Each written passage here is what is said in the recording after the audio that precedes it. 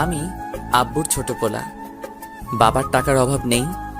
ছোট থেকে ইচ্ছে মতো টাকা খরচ করছি। কখনো বাবা টাকার বিষয়ে কথা বলেনি। ফ্যামিলিতে সবাই আমাকে ছোট সাহেব বলে ডাকে।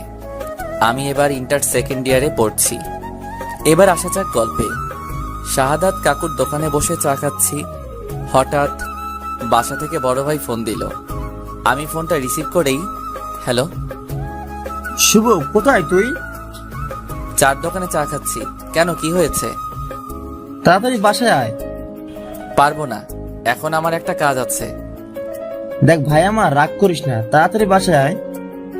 আচ্ছা, আসছি বলেই বাইক স্টার্ট দিয়ে তাড়াতাড়ি বাসায় পৌঁছলাম। বাসায় ঢুকেই আমি অবাক, এত মানুষের হইচই কিসের? আর বাড়ি এত সুন্দর করে সাজানো হচ্ছে কেন? আমি কিছুই বুঝতে পারলাম না। সোজা ভাইয়ের রুমে চলে গেলাম। ভাইয়া, কই তুমি? আর কি হয়েছে শুনি? তোমার ভাইয়া বাজারে গিয়েছে, তুমি ড্রেস চেঞ্জ করো। কেন, কি হয়েছে যে ড্রেস চেঞ্জ করতে হবে? আজকে তোমার বিয়ে। আমার মাথায় তো আকাশ ভেঙে পড়লো। কি, আমার বিয়ে মানে? আজকে তোমার বিয়ে। আরে মানে কি? ভাইয়া চলে আসলো। এসেই, শুভ চল, গোসল করতে হবে। ভাইয়া আমার বিয়ে, আমাকে আগে বলবে তো? এখন তো বললাম, চল এবার তাড়াতাড়ি, লেট হয়ে যাচ্ছে। না, আমি বিয়ে করব না বলেই সোজা বাইকের কাছে এসে বাইকে উঠে যখনই বাইকে স্টার্ট দিব তখন দেখি বাইকে চাবি নেই। ভাইয়া, চাবি দাও। চাবি তো আমার কাছে না, আব্বুর কাছে, আব্বুর কাছ থেকে নিয়ে আয়। আমি আব্বুর কাছে শুনেই ভয় পেয়ে গেলাম। তখনই আব্বু আসলো। কিরে শুভ, তুই এখনো এখানে দাঁড়িয়ে আছিস? তাড়াতাড়ি গোসল করে আয়। যাচ্ছি আব্বু। মনে মনে প্রচুর রাগ হচ্ছে। বলতেই চারদিক থেকে মানুষ এসে আমাকে গোসল করাতে লাগলো। গোসল শেষ করে একটা পাঞ্জাবি দিল আম্মু। কি করব আম্মু এই পাঞ্জাবি দিয়ে? আজকে তোর বিয়ে, তাই পাঞ্জাবি পরবি? আম্মু, আমি বিয়ে করব না।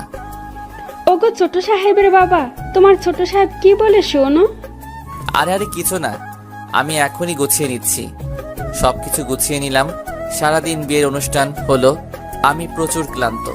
সন্ধ্যা হয়ে গিয়েছে। আমি সোফায় বসে আছি। হঠাৎ মামাতো বোন, চাচাতো ফুপাতো বোনেরা এসে শুরু করে দিল। ভাইয়া তুই এখনো বাইরে কেন? ভাবি তোর জন্য সেই কখন থেকে ওয়েট করছে, রুমে যা। ওই কার ভাবি? আর কার জন্য? আরে তোর বউ। পাগল নাকি? আমি তো এখনো বিয়েই করিনি। ফাজলামে বাদ দিয়ে তাড়াতাড়ি রুমে যা বলছি। যাব না। ওরা তিনজন মিলে আমাকে জোর করে রুমে পাঠালো। আমি রুমে ঢুকেই গাছের মতো সোজা হয়ে গেলাম। হায় আল্লাহ, পরি কোথা থেকে আসলো আমার রুমে? কি অপরূপ সুন্দরী! আমার লাইফে এমন মেয়ে কখনো দেখিনি। আমি কিছু না বলে সোজা খাটের উপর গিয়ে বসলাম। যেই না বসলাম, আমার বউ আমার কলার ধরে কাছে টেনে নিয়ে, ওই এত সময় কোথায় ছিলেন? আমি সেই কখন থেকে ওয়েট করছি। আরে আরে আপু, কলার ছাড়ুন, দম বন্ধ হয়ে যাচ্ছে তো। ওই আপু মানে কি? আমি আপনার বউ। সরি, আমি আপনাকে বউ মানতে পারবো না। আপনি মানলে ভালো, না মানলে গলা টিপে মেরে ফেলবো।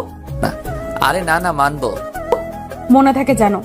আর কালকে থেকে এত রাত করে বাসায় ফেরা চলবে না। আজও, এখন তো 7টা বাজে। তো কি হয়েছে? কালকে থেকে সন্ধ্যার সাথে সাথে বাসায় ফিরতে হবে। পারবো না। পারবেন না মানে? আপনাকে পারতে হবে, না হলে কিন্তু শাস্তি আছে। হায় আল্লাহ, কি বউ দিলা আমার কপালে। ওই কি বললেন?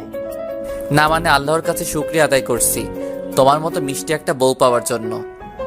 মনে থাকে জানো। ও আচ্ছা, কয়টা প্রেম করছেন বিয়ের আগে? অনেকগুলো প্রেম করছি। কেন? কি, তুই আমার আগে অন্য মেয়ের সাথে প্রেম করছিস? না মানে? মানে মানে করবি না? আমি এত স্বপ্ন দেখেছিলাম আমার জামাইকে নিয়ে, আর তুই আগেই প্রেম করছিস? আচ্ছা, কি কি স্বপ্ন দেখছিলা? আমি সেই ছোট থেকে ভাবছি বিয়ের পর জামাইয়ের সাথে প্রেম করব, আর তুই আমার আগেই অন্য মেয়ের সাথে প্রেম করলি। মানে তুমি বিয়ের আগে প্রেম করনি? না, আমি কখনো প্রেম করিনি। ওয়াও, অসাধারণ। কি? শোনো, আমিও কখনো প্রেম করিনি। ছোট থেকে একটা কথাই ভাবছি, বিয়ের পর বউয়ের সাথে প্রেম করব। বিয়ের পর নতুন ভাবে জীবন শুরু করব। একটা মেয়েকে নতুন ভাবে চিনবো, জানবো। সত্যি বলছেন আপনি প্রেম করেননি? হুম